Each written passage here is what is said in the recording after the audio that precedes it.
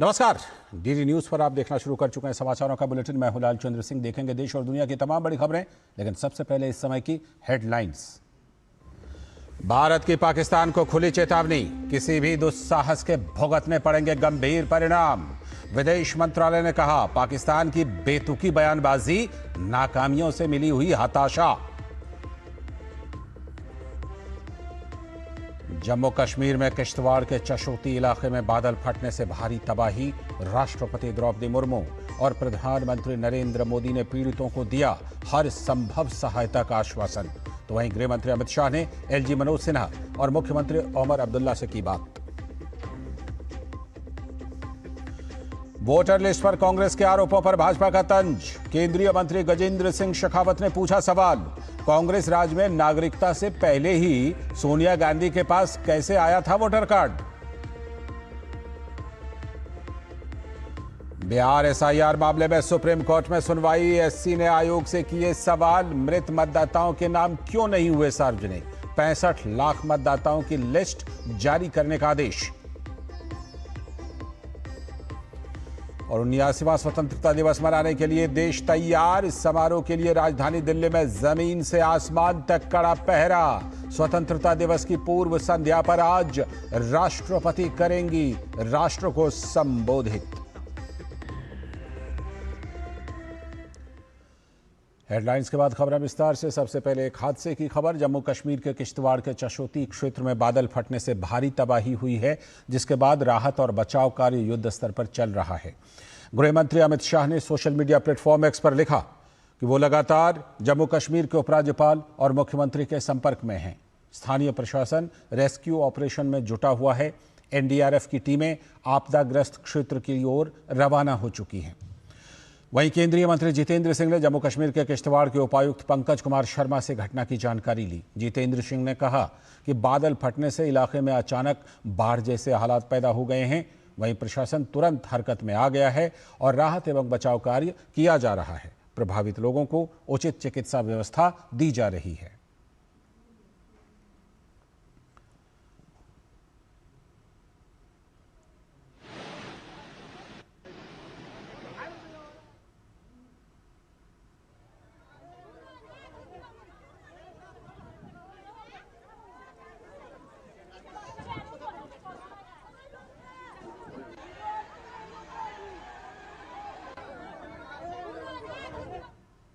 सारी rescue team वहाँ पहुँच गई है। अभी वो वर्कआउट कर रहे हैं। जो भी सहयोग सहायता दी जाएगी वो उपलब्ध करवाई जाएगी। हम सब एक दूसरे के साथ संपर्क में हैं। यदि कुछ ऐसे घायल लोग या कुछ इस तरह की आवश्यकता पड़ी कि जिन्हें एयरलिफ्ट करके बाहर किसी दूसरे अस्पताल में पहुंचाना पड़े, उसकी भी व्यवस्था की जाएगी। और जम्मू कश्मीर के किश्तवाड़ में आई आपदा पर राष्ट्रपति द्रौपदी मुर्मू ने दुख जताया है। राष्ट्रपति मुर्मू ने सोशल मीडिया प्लेटफॉर्म एक्स पर लिखते हुए कहा, जम्मू कश्मीर के किश्तवाड़ में बादल फटने की घटना में कई लोगों की मृत्यु का समाचार अत्यंत दुखद है। मैं शोकाकुल परिवारों के प्रति हार्दिक संवेदना व्यक्त करती हूं और राहत तथा बचाव कार्य में सफलता की कामना करती हूं।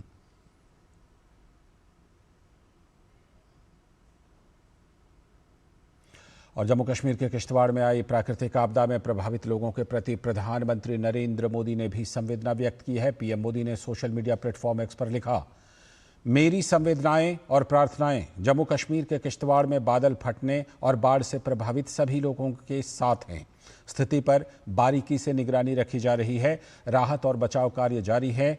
जरूरतमंदों को हर संभव सहायता प्रदान की जाएगी।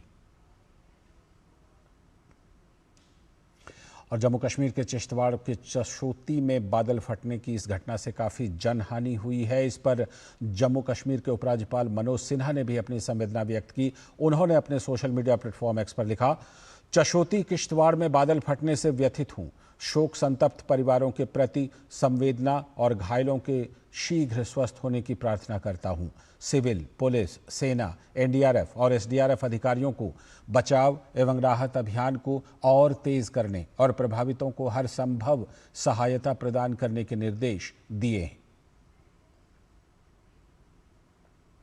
और जम्मू कश्मीर में किश्तवाड़ के चशोती इलाके में बादल फटने की इस घटना के बाद केंद्रीय गृह मंत्री अमित शाह ने एलजी मनोज सिन्हा और मुख्यमंत्री ओमर अब्दुल्ला से बात की है। सोशल मीडिया प्लेटफॉर्म एक्स पर इसकी जानकारी देते हुए उन्होंने लिखा, किश्तवाड़ जिले में बादल फटने की घटना पर जम्मू कश्मीर के उपराज्यपाल और मुख्यमंत्री से बात की।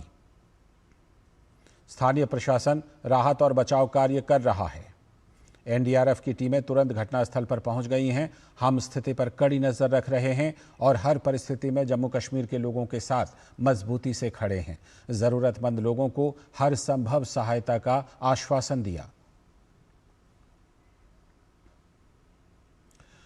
रुख करते हैं अगली खबर का।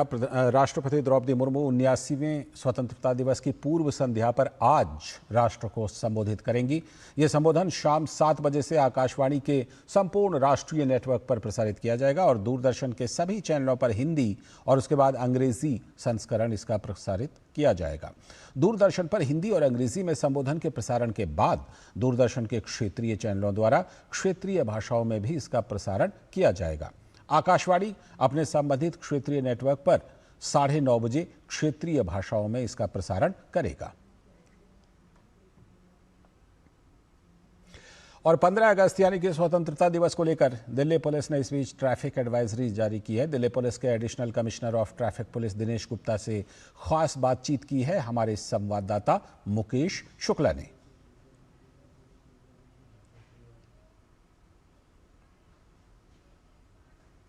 स्वतंत्रता दिवस के मौके पर दिल्ली पुलिस जो है वो पूरी तरह से तैयार है। चाक चौबंद इंतजाम है। ट्रैफिक को लेकर के क्या कुछ इंतजाम है, इस पर बात करेंगे एडिशनल सीपी जो दिल्ली पुलिस के दिनेश गुप्ता जी के साथ। सर, क्या कुछ खास इंतजाम है इस 15 अगस्त के लिए? देखिए, इंडिपेंडेंस डे सेलिब्रेशंस के लिए हमारा बड़ा डिटेल ट्रैफिक अरेंजमेंट है। इसमें हम लोगों ने अपने ट्रैफिक रिस्ट्रिक्शंस को लागू किया है। जैसे आज रात में 10 बजे से हमारे तमाम बॉर्डर से कोई भी कमर्शियल व्हीकल्स का एंट्री नहीं है। इसके लिए हमने अपने बॉर्डरिंग जो स्टेट्स हैं यूपी, हरियाणा, इनसे हमारा लाइजन है, जिससे कि बॉर्डर्स पे ज़्यादा जाम ना लगे। तो हम इनको पहले से ही बॉर्डर पहले से ही कमर्शियल व्हीकल को हम इनको डाइवर्जन्स कराएंगे और अब दिल्ली में एंट्री नहीं होने देंगे। और ये कल तक चलेगा जब तक हमारा अरेंजमेंट यहाँ का ख़त्म नहीं हो जाता लाल किले का। इसके अलावा जो भी हमारे VIP रूट्स हैं जो लाल किले की तरफ रोड्स जा रही हैं, उनमें हमारे ट्रैफिक रोड्स पे रिस्ट्रिक्शंस हैं। इसके लिए एक डिटेल्ड एडवाइजरी हमने इशू करवा दी गई है। उस एडवाइजरी के अनुसार जहाँ जहाँ जिन रोड्स पे वर्जित है वाहनों का, उस वाहनों पे हमारे स्टाफ डिप्लॉयड हैं। कितने जवान दिल्ली पुलिस के इस समय तैनात होंगे और अर्धसैनिक बल के साथ? देखिए, हमारे करीब 3-3.5 हज़ार जो स्टाफ कम से कम ट्रैफिक का जो डिप्लॉयड ही है और बाकी लोकल पुलिस भी पूरा स्टाफ मैक्सिमम हमारा डिप्लॉयमेंट है। हमारा जो इंडिपेंडेंस डे सेलिब्रेशन है इसमें हमारा मैक्सिमम हम लोग स्टाफ को डिप्लॉय किया हुआ है और तमाम रूट्स पे, इंटरसेक्शंस पे हमारे स्टाफ डिप्लॉयड है, प्रॉपर्ली ब्रीफ्ड है और हम लोग प्रॉपर्ली इसको सुपरवाइज कर रहे हैं। आप 15 अगस्त के दिन जब प्रधानमंत्री का वहाँ से भाषण होगा तो जो जनता टीवी पे देखेगी वो अलग है, जो वहाँ जा करके देखेगी उनको किसी तरह की असुविधा ना हो उसका भी खासा ध्यान रखा जा रहा है। कैमरा नवीन के साथ मैं मुकेश शुक्ला, DD न्यूज़ दिल्ली। और आज विभाजन विभीषिका स्मृति दिवस है और इस मौके पर प्रधानमंत्री नरेंद्र मोदी ने सोशल मीडिया प्लेटफॉर्म X पर मार्मिक पोस्ट लिखा है। उन्होंने लिखा, भारत विभाजन विभीषिका स्मृति दिवस मनाता है और हमारे इतिहास के उस दुखद अध्याय के दौरान अनगिनत लोगों द्वारा झेली पीड़ा को याद करता है। यह उनके धैर्य, अकल्पनीय क्षति का सामना करने और फिर भी नए सिरे से शुरुआत करने की ताकत पाने की उनकी क्षमता का सम्मान करने का भी दिन है। प्रभावित हुए कई लोगों ने अपने जीवन का पुनर्निर्माण किया और उल्लेखनीय उपलब्धियां हासिल की। यह दिन हमारे देश को एक सूत्र में पिरोने वाले सद्भाव के बंधन को मजबूत करने की हमारी स्थायी जिम्मेदारी की भी याद दिलाता है। और विभाजन विभीषिका स्मृति दिवस पर गृह मंत्री अमित शाह ने X पर लिखा, विभाजन विभीषिका स्मृति दिवस पर देश के विभाजन और उसकी त्रासदी के शिकार लोगों के दर्द को याद कर संवेदना व्यक्त करने का दिन है। इस दिन कांग्रेस ने देश को टुकड़ों में बांटकर मां भारती के स्वाभिमान को चोट पहुंचाई। विभाजन के कारण हिंसा, शोषण और अत्याचार हुए और करोड़ों लोगों ने विस्थापन झेला। मैं उन सभी लोगों के प्रति मन की गहराई से श्रद्धांजलि अर्पित करता हूं। देश विभाजन के इस इतिहास और दर्द को कभी भुला नहीं सकेगा।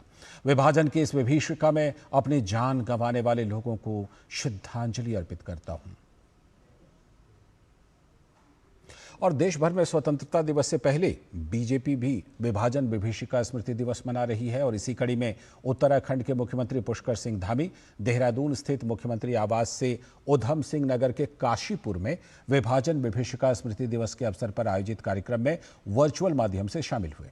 इस दौरान मुख्यमंत्री ने कहा कि मैं उन सभी को श्रद्धांजलि अर्पित करता हूं जिन्होंने अपने देश और संस्कृति को जीवित रखने के लिए अपना सब कुछ खो दिया।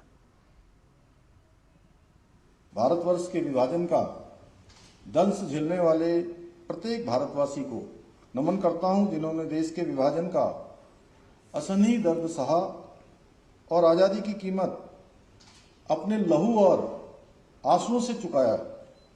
मैं उन सभी वीरों और उनके परिजनों को दोनों हाथ जोड़कर प्रणाम करता हूं जिन्होंने अपना सब कुछ गंवाकर भी अपने देश, अपने समाज और अपनी संस्कृति को जीवंत रखा। भाइयों बहनों, 14 अगस्त 1947 का वो काला दिन हम कभी नहीं भूल सकते जब मजहब की आड़ में भारत माता को लहूलुहान कर दिया गया। भारत माता के 2 हिस्सों में बांट दिया गया, जहां एक और 15 अगस्त 1947 को पूरा देश आज़ादी का जश्न मनाने की तैयारी कर रहा था। उससे ठीक एक दिन पहले ही देश का हृदय चीरकर उसे 2 टुकड़ों में बांट दिया गया। तो देश भर में बीजेपी 14 अगस्त को यानी कि आज विभाजन विभीषिका दिवस मना रही है और इसी कड़ी में राजस्थान के राजसमंद में भी विभाजन विभीषिका दिवस के अवसर पर भाजपा जिला कार्यालय में 3 दिवसीय प्रदर्शनी का आयोजन किया गया है। इस प्रदर्शनी का उद्घाटन भाजपा के प्रदेश महामंत्री सुशील कटारा ने किया। इस अवसर पर भाजपा जिला अध्यक्ष सहित पदाधिकारी और कार्यकर्ता मौजूद थे। प्रदर्शनी में 14 अगस्त 1947 को देश के बंटवारे के समय के हालात की जानकारी फोटो के माध्यम से दी गई है।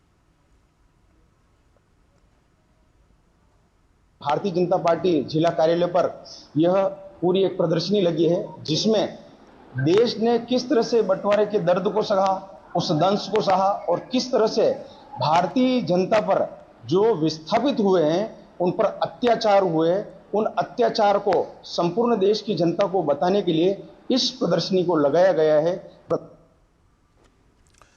और अब खबर उत्तर प्रदेश से, जहां विधानसभा के मॉनसून सत्र में विजन डॉक्यूमेंट 2047 पर चर्चा का जवाब देते हुए मुख्यमंत्री योगी आदित्यनाथ ने विपक्ष को भी घेरा। कहा कि पिछली सरकारों ने परिवार के विकास पर ध्यान दिया, राज्य पर नहीं। गरीब कल्याणकारी योजनाओं का लाभ मिले, क्योंकि समावेशी और समग्र विकास की अवधारणा ही विकसित उत्तर प्रदेश और विकसित भारत की संकल्पना को साकार कर सकता है। लेकिन मैं उस विजन को देख रहा था जो विकास की कम, सत्ता की ज्यादा बात है।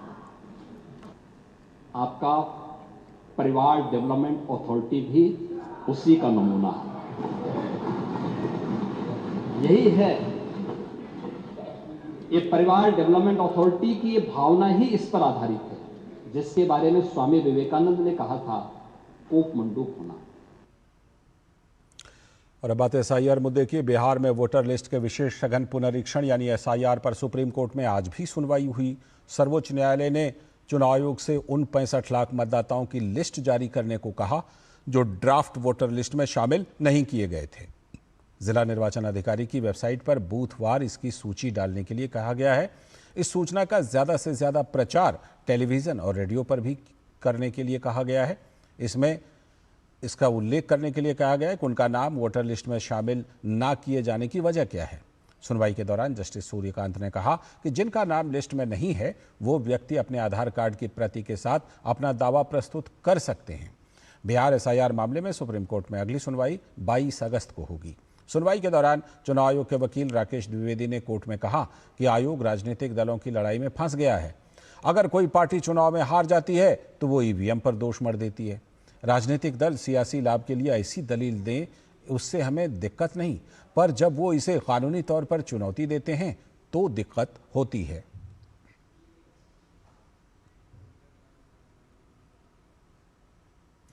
इस बीच चुनाव आयोग ने कांग्रेस नेता राहुल गांधी द्वारा सरकार पर लगाए गए वोट चोरी के आरोप मामले पर सख्ती दिखाई है। चुनाव आयोग ने कहा कि एक व्यक्ति एक वोट का कानून 1951-52 में भारत के पहले चुनाव से ही अस्तित्व में है। अगर किसी के पास किसी भी चुनाव में किसी व्यक्ति द्वारा 2 बार मतदान करने का कोई सबूत है तो उसे बिना किसी सबूत के भारत के सभी मतदाताओं को चोर बताने की बजाय लिखित हलफनामे के साथ चुनाव आयोग के साथ साझा किया जाना चाहिए। इसके अलावा चुनाव आयोग ने कहा है कि हमारे मतदाताओं के लिए वोट चोर जैसे गंदे शब्दों का इस्तेमाल करके एक झूठी कहानी गढ़ने की कोशिश की गई है। यह न केवल करोड़ों भारतीय मतदाताओं पर सीधा हमला है बल्कि लाखों चुनाव कर्मचारियों की ईमानदारी पर भी यह हमला है।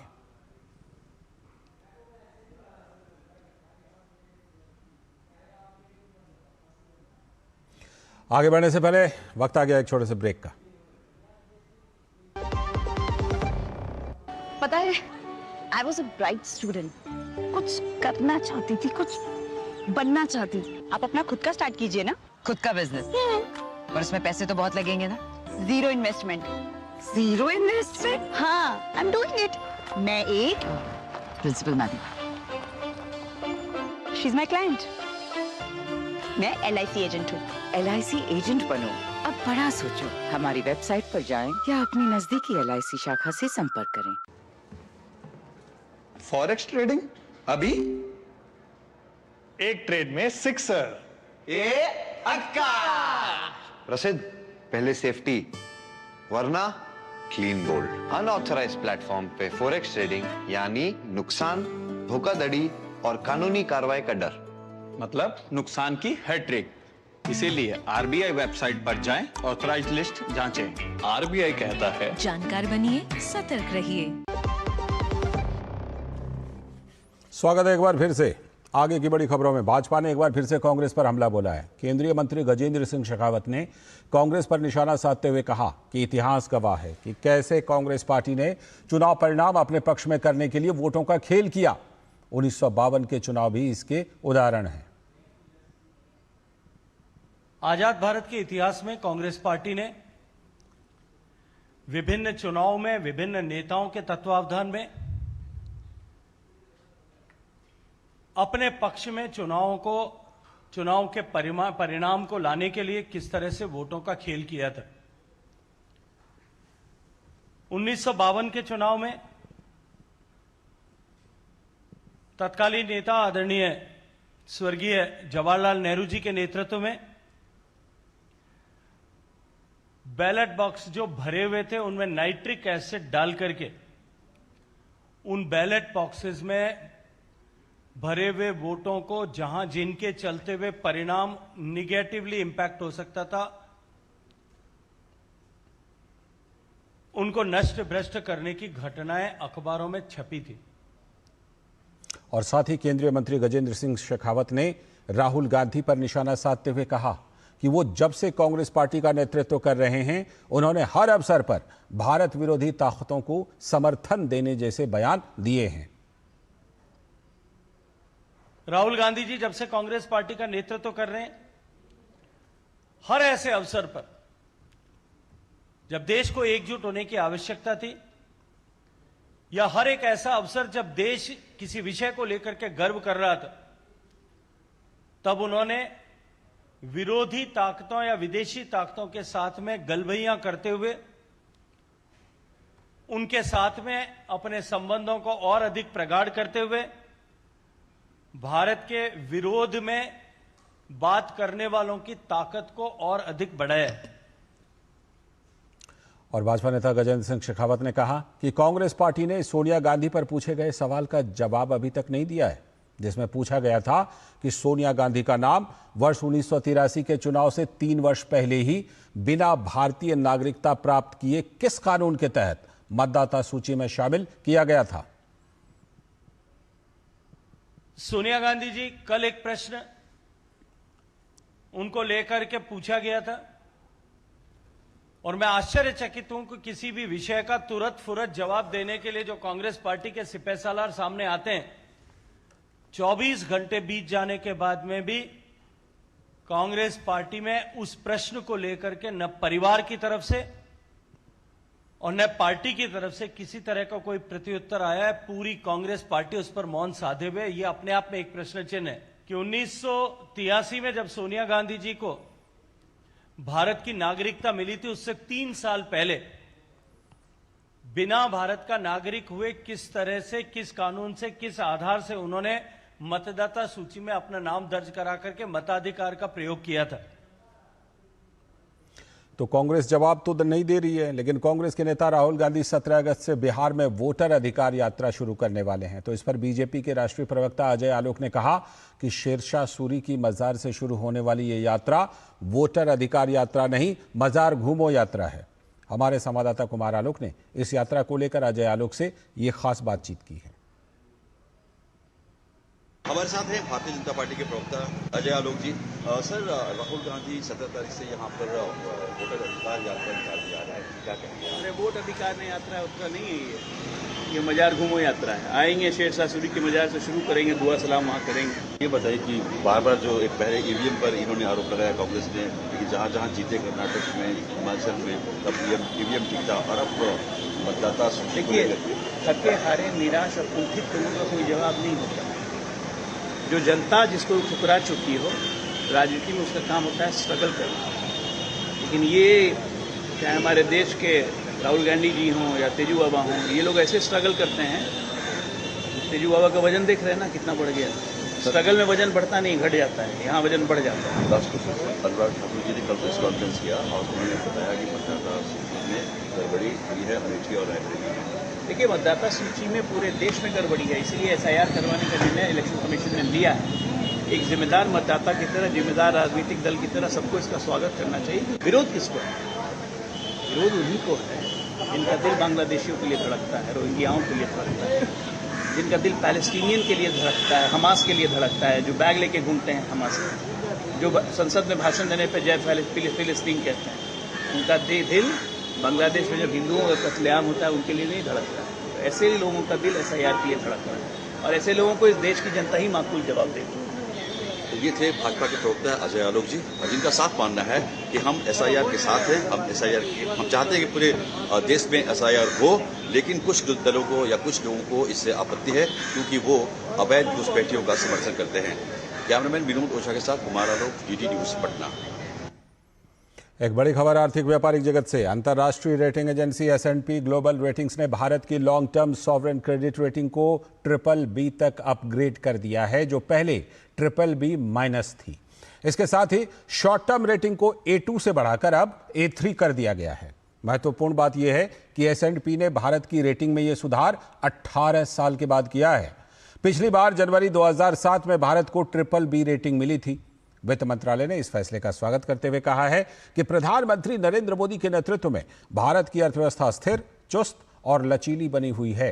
रेटिंग एजेंसी का कहना है कि मौद्रिक नीति के हाल में उठाए गए कदमों और महंगाई दर में सुधार की वजह से रेटिंग को अपग्रेड किया गया है। S&P के मुताबिक साल 2025 में भारत की विकास दर 6.5%, 2026 में 6.7% और 2027 में 7% रहने का अनुमान जताया गया है। रिपोर्ट कहती है कि सरकार ने एक ओर वित्तीय अनुशासन पर जोर दिया है, तो दूसरी ओर इंफ्रास्ट्रक्चर निर्माण और समावेशी विकास की गति को भी तेज रखा है। यही वजह है कि भारत को ये रेटिंग अपग्रेड मिला है। आपको बता दें कि S&P का यह कदम इस साल का दूसरा सॉवरेन रेटिंग अपग्रेड है। कुछ समय पहले DBRS ने भी भारत को BBB स्टेटस में अपग्रेड किया था। दुनिया की इन एजेंसियों की यह बढ़ी हुई रेटिंग भारत की मजबूत आर्थिक नींव और सुधारों के प्रति प्रतिबद्धता का प्रमाण है। ऐसे अपग्रेड से भारत की अंतर्राष्ट्रीय वित्तीय साख मजबूत होती है, जिससे विदेशी निवेश यानी कि FDI और सस्ते कर्ज की संभावना बढ़ जाती है। इसके प्रभाव से सरकारी और कॉर्पोरेट बॉन्ड पर ब्याज दरें घट सकती हैं और रुपया अंतर्राष्ट्रीय बाजार में अपेक्षाकृत स्थिर रह सकता है। उत्तर प्रदेश की राजनीति से एक बड़ी खबर। समाजवादी पार्टी ने विधायक पूजा पाल को पार्टी से निष्कासित कर दिया है। पार्टी ने विधायक पूजा पाल को अन्य पदों से भी हटा दिया। इसके अलावा वो किसी कार्यक्रम में भी अब हिस्सा नहीं ले पाएंगी। ये कार्रवाई पूजा पाल द्वारा मुख्यमंत्री योगी आदित्यनाथ की कानून व्यवस्था को लेकर सार्वजनिक रूप से प्रशंसा करने के कुछ ही घंटों के बाद हुई। उन्होंने अतीक अहमद जैसे अपराधियों पर कार्रवाई कर न्याय दिलाने के लिए मुख्यमंत्री को धन्यवाद दिया था। वहीं इस निष्कासन पर पलटवार करते हुए पूजा पाल ने इसे पिछड़ों का अपमान बताया है और पार्टी की पीडीए नीति पर ही सवाल खड़े कर दिए हैं। उन्होंने कहा कि वो पहले एक पीड़ित हैं और बाद में विधायक, और आज अपने बयान पर अभी भी वो कायम है।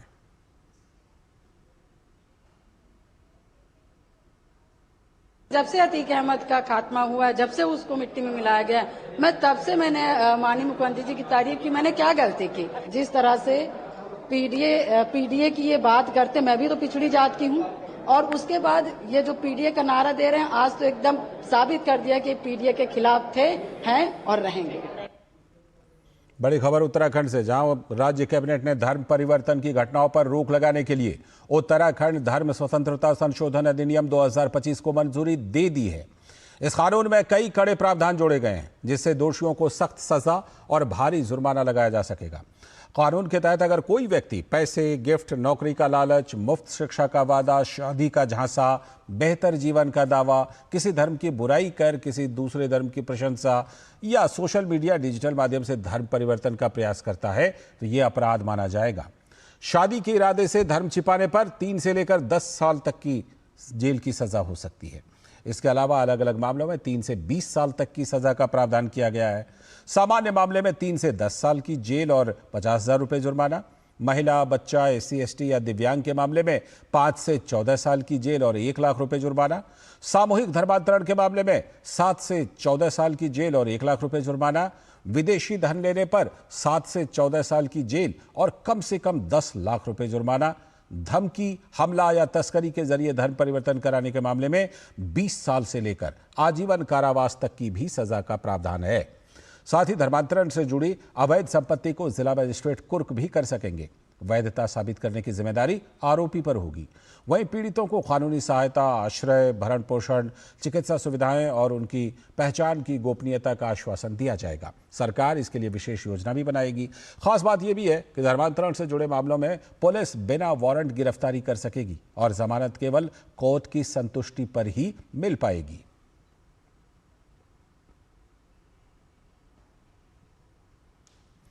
इसी के साथ इस बुलेटिन में फिलहाल इतना ही। हमें दीजिए अनुमति। नमस्कार।